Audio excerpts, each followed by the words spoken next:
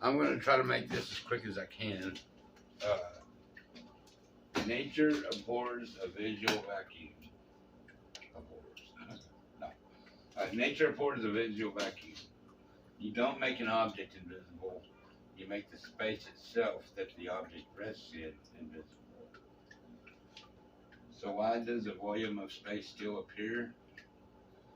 If you can imagine that being a volume of space made invisible, why does it still appear? It's an illusion. The surrounding space fills in its place. That volume of space is hidden inside whatever volume this is to be made invisible.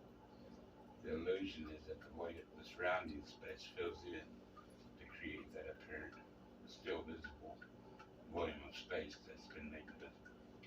Nature abhors volume of visual